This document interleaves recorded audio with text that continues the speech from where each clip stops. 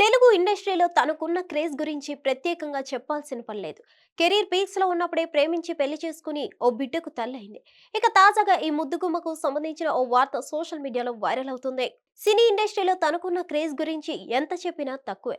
తన అందం, అభినయంతో తెలుగు ప్రేక్షకుల గుండెల్లో నిలిచిపోయింది.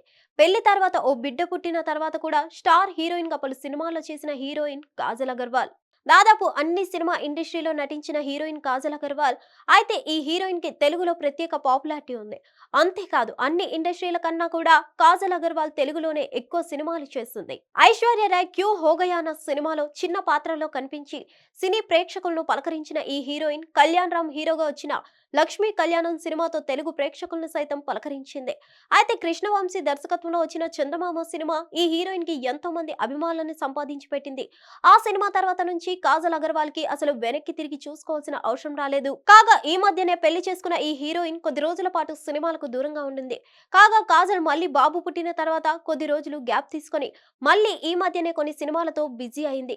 ఈ క్రమంలో ఇప్పుడు మళ్ళీ కాజల్ అగర్వాల్ దాదాపు 2 సంవత్సరాల పాటు బ్రేక్ తీసుకోనుందనే వార్త తెగ వినిపిస్తుంది. మళ్ళీ గ్యాప్ ఎందుకంటే కాజల్ అగర్వాల్ మళ్ళీ ప్రెగ్నెంట్ అయ్యిందట.